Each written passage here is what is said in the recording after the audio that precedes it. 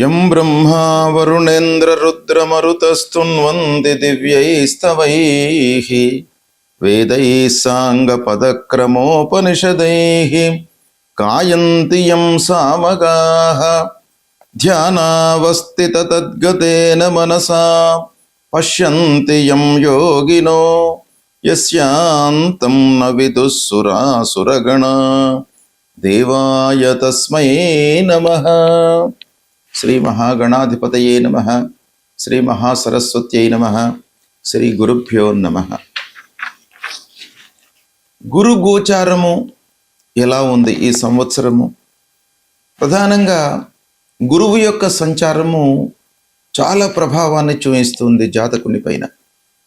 అన్ని రంగాలలో అన్ని విధాలుగా గురువు యొక్క ప్రభావము ఉంటుంది కనుక గురువు యొక్క స్థానము ఏ స్థానంలో సంచరిస్తున్నాడు, మనకు ఏ రాశిలో ఉంటున్నాడు అనేటువంటిది చాలా మనకు అత్యంత ప్రధానమైనటువంటి అంశం. గురువు ముఖ్యంగా పూర్ణ శుభుడు, సంపూర్ణ శుభగ్రహము. కాబట్టి అలాంటి గురువు యొక్క సంచారము ద్వాదశ రాశుల వారికి ఎలా ఉంది అనే విషయాన్ని మనం తెలుసుకునే ముందు, ఈ సంవత్సరము గురువు రాశిత్రయ సంచారం చేస్తున్నాడు. అంటే 3 రాశులలో సంచరిస్తున్నాడు. జూన్ 2వ తారీఖు వరకు మిథున రాశిలో సంచరిస్తున్నాడు. తదనంతరం కర్కాటక రాశిలోకి ప్రవేశిస్తున్నాడు. అక్టోబర్ 31 వరకు కర్కాటక రాశిలో ఉంటూ మళ్ళీ సింహరాశిలోకి ప్రవేశిస్తున్నాడు. ఇలా 3 రాశులలో సంచరించడం అనేటువంటిది చాలా అరుదుగా సంభవిస్తుంది. ప్రతి సంవత్సరం ఇలాంటిది జరగదు. అప్పుడప్పుడు 12 సంవత్సరాలకు ఒకమారు అలా జరిగే అవకాశాలు ఉంటాయి రాశిత్రయ సంచారం కనుక ఇది ప్రాధాన్యాన్ని సంతరించుకుంటున్నటువంటి సంచారం. అయితే ఈ సంవత్సరము గురువు 2 జూన్ 2026 రోజున రాత్రి 1:45 అంటే 1వ తారీఖు నాడు అర్ధరాత్రి దాటిన తర్వాత 1:45 నిమిషాలకు కర్కాటక రాశిలోకి ప్రవేశించి 31 అక్టోబర్ 2026 వరకు కర్కాటక రాశిలో సంచరిస్తున్నాడు. కర్కాటక రాశి బృహస్పతికి ఉచ్చస్థానం, అంటే ఉచ్చస్థానంలో సంచరిస్తున్నాడు అన్నమాట ఈ సమయం లోపల. అయితే ప్రవేశించినటువంటి సమయంలో మూలా నక్షత్రము ధనుస్సు రాశిలో సంచరిస్తున్నాడు. పునర్వసు 4వ పాదం, పుష్యమి 1, 2, 3, 4 పాదాలలో, ఆశ్లేష 1, 2, 3, 4 పాదాలలో సంచరిస్తున్నాడు అన్నమాట ఈ సమయం లోపల. అయితే ఈ కాలము మేషాది ద్వాదశ రాశుల వారికి ఎలాంటి ప్రభావాన్ని ఇస్తుంది అనే విషయాన్ని మనము కూలంకషంగా విశ్లేషించి తెలుసుకుందాం. వృశ్చిక రాశి వారికి గురు గోచారము ఎలా ఉందో తెలుసుకుందాం. 2 జూన్ 2026 నుండి 31 అక్టోబర్ 2026 మధ్యకాలంలో గురువు కర్కాటక రాశి అంటే ఉచ్చ స్థానంలో సంచరిస్తున్నాడు. ఈ స్థానంలో సంచరిస్తున్నప్పుడు వృశ్చిక రాశి వారికి ఫలితాలు ఎలా ఉంటాయి అనే విషయాన్ని మనం చూసినట్టయితే, ముఖ్యంగా కర్కాటక రాశి అనంటే పునర్వసు 4, పుష్యమి 1, 2, 3, 4 పాదాలు, ఆశ్లేష నక్షత్రం 1, 2, 3, 4 పాదాలలో సంచరిస్తున్నాడు. అయితే వృశ్చిక రాశి జాతకులకు 9వ స్థానంలో సంచారం అన్నమాట, అంటే భాగ్యస్థానంలో సంచరిస్తున్నాడు. వృశ్చిక రాశి వారికి చాలా అనుకూలమైనటువంటి స్థానంలో సంచరిస్తున్నాడు గురువు. అందున మిత్రస్థానం, వృశ్చికానికి రాశ్యాధిపతి కుజుడు, కర్కాటక రాశికి అధిపతి చంద్రుడు.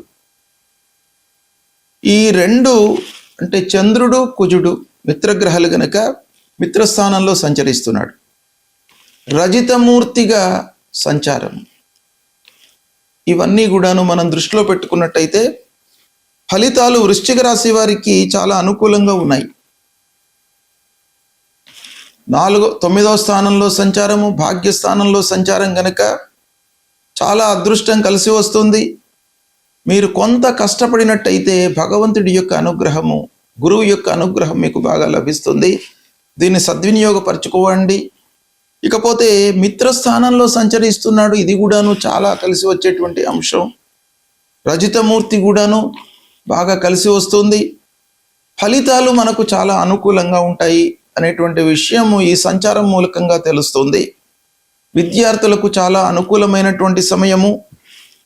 ఉన్నత విద్యకై మీరు విదేశీ ప్రయాణాలు చేపట్టేటువంటి అవకాశాలు ఉన్నాయి. ఉద్యోగం చేస్తున్నటువంటి వారికి ప్రమోషన్ లభిస్తుంది. శాలరీ లోపల పెరుగుదల, సంతృప్తి, వర్క్ ప్లేస్ లోపల మిమ్మల్ని గుర్తించడము, మీ నైపుణ్యతకు పట్టం కట్టడం అనేటువంటిది ఈ సమయం లోపల జరుగుతుంది. వ్యాపారస్తులకు బాగా కలిసి వస్తుంది ఈ సమయము. మహిళలకు ముఖ్యంగా సంతోషాన్ని కలిగించేటువంటి సమయము. గృహ వాతావరణం అనుకూలంగా ఉంటుంది. పిల్లల విషయంలో కానివ్వండి, భర్త విషయంలో కానివ్వండి, కుటుంబ పెద్దల విషయం లోపల కానివ్వండి, మీకు చాలా అనుకూలమైనటువంటి సమయం ఇది. గురుభక్తి పెరుగుతుంది ముఖ్యంగా ఈ సమయం లోపల. 9వ స్థానం సంచారము, పెద్దలతో మీకు అనుబంధం ఏర్పడుతుంది. గురువులతో కానివ్వండి, సమాజంలో ఉన్నత స్థితిలో ఉన్నటువంటి వారితో కానివ్వండి, సాహచర్యం ఏర్పడుతుంది. తద్వారా మీ లోపల ఒక సంతృప్తి అనేటువంటిది బాగా కలుగుతుంది. తద్వారా మీరు చేసేటువంటి పనుల లోపల సక్సెస్ పెరుగుతుంది. ఇకపోతే ప్రయాణాలు అనుకూలిస్తాయి. ఆరోగ్యం నిలకడగా ఉంటుంది. మిత్రుల యొక్క సహాయ సహకారాలు లభిస్తాయి. పెట్టుబడులు లాభిస్తాయి. కోర్టు కేసులలో అనుకూలం కనబడుతుంది. కుటుంబంలో అన్ని విధాలుగా సంతృప్తి, ఆనందము, సౌఖ్యము ఉంటాయి ఈ సమయం లోపల. పోతే సమాజం లోపల పూర్వము ఉన్న పేరు ప్రతిష్టల కంటే కూడాను ఇప్పుడు మీకు ఈ సమయం లోపల బాగా పెంపుదల కనబడుతుంది. సేవింగ్స్ పై మనస్సు నిలుపుతారు. సంతానం కొరకు ఎదురు చూస్తున్నటువంటి వారికి సంతానము అయ్యే అవకాశాలు ఉన్నాయి. ఇక విద్య లోపల మీకు బాగా కలిసి వస్తుంది. వివాహాది శుభకార్య ప్రయత్నాలు అనుకూలిస్తాయి. అన్ని విధాలుగా మీకు విజయము చేకూర్చేటువంటి సమయం ఇది. ఈ సమయాన్ని మీరు కొంత సద్వినియోగపరుచుకున్నట్టయితే, సద్వినియోగపరుచుకోవడము అనంటే మీ వైపు నుండి ఇంకా కొంత రెట్టింపు ప్రయత్నాలు, ఏకాగ్రత, ఆత్మవిశ్వాసం పెంచుకున్నట్టయితే మీకు బాగా కలిసి వచ్చేటువంటి సమయము. సంపూర్ణ శుభగ్రహమైనటువంటి గురువు ఉచ్చస్థానంలో సంచరించడం మూలకంగా సహజంగా అన్ని రాసుల వారికి ఎంతో కొంత మంచి ఫలితాన్ని ఇచ్చేటువంటి అవకాశాలు ఉంటాయి. అయితే స్థాన బలం కూడాను, అంటే గోచార రీత్యా ఏ స్థానంలో ఉన్నాడు అనేటువంటిది కూడాను మనకు ప్రధానమైనటువంటి అంశం. అంతేకాకుండా ఆ గురువు సంచరిస్తున్నటువంటి రాష్ట్రాధిపతికి, మనము జన్మించినటువంటి రాష్ట్రాధిపతికి ఎలాంటి సంబంధం ఉంది? మిత్రత్వం ఉందా, శత్రుత్వం ఉందా, సమత్వం ఉందా? ఈ విషయం కూడాను మనకు ఫలితం లోపల డామినేట్ చేస్తుంది. అంతేకాకుండా గురువు ప్రవేశమైనటువంటి సమయంలో చంద్రుడు ఉన్నటువంటి రాశి మూలకంగా మనకు కలిగేటువంటి మూర్తి నిర్ణయము, స్వర్ణమూర్తి, రజితమూర్తి, తామ్రమూర్తి, లోహమూర్తి, ఇలాంటి స్వభావము మనకు ఆ ప్రవేశ సమయం మూలకంగా కలుగుతుంది. తర్వాత గురువు ఏదైనా పాపగ్రహాల యొక్క వేద ఉందా, ఇవన్నీ కూడాను మనం లెక్కలోకి తీసుకొని పరిహారాలను మనం చేసుకోవాలి. అయితే గురువు ముఖ్యంగా పరిహారం ఏం చేసుకోవాలి? గురువు ప్రతికూలంగా ఉన్నప్పుడు అనంటే, గురువు 2, 5, 7, 9, 11 స్థానాలలో సంచరిస్తున్నటువంటి సమయంలో శుభ ఫలితాలను ఇస్తాడు. స్థాన బలం బాగా ఉంటుంది ఈ స్థానాలలో సంచరిస్తున్నప్పుడు. ఇక మిగతా స్థానాలలో అంటే 1, 3, 4, 6, 8, 12, 10, 12 ఈ స్థానాలలో సంచరిస్తున్నప్పుడు ప్రతికూలమైనటువంటి ఫలితాలను ఇస్తాడు.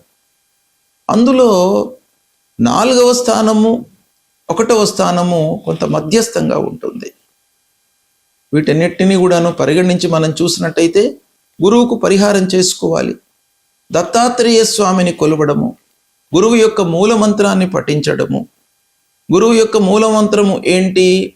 దేవానాంచ ఋషీణాంచ గురుం కాంచన సన్నిభం వందనీయం త్రిలోకానాం తం నమామి బృహస్పతిం అనేటువంటి మూలమంత్రాన్ని ప్రతినిత్యం కూడాను చదువుకోండి. దక్షిణామూర్తి స్తోత్ర పారాయణం చేయండి. గురవే నమః అనేటువంటి మామూలుగా మీరు ఒక మూలమంత్రాన్ని మీరు చదువుకోండి. చదువుకున్నట్టయితే గురువు యొక్క అనుగ్రహం లభిస్తుంది. అన్నిటికంటే కూడాను ముఖ్యమైనటువంటిది గురుర్ బ్రహ్మ గురుర్ విష్ణు గురుర్దేవో మహేశ్వర గురు సాక్షాత్ పరబ్రహ్మ తస్మై శ్రీ గురవే నమః. గురువులను మీరు పూజించండి. అంటే మీకు విద్యాబుద్ధులు ఇచ్చి సమాజంలో మిమ్మల్ని ఒక స్థితిలో నిలపడానికి ప్రోత్సహించినటువంటి వారిని మీరు సేవించడము, తల్లిదండ్రులను సేవించడం, ఇవి చేసినట్టయితే తప్పకుండా మీకు గురువు యొక్క అనుగ్రహం లభిస్తుంది. శుభ ఫలితాలు కలుగుతాయి. శుభం.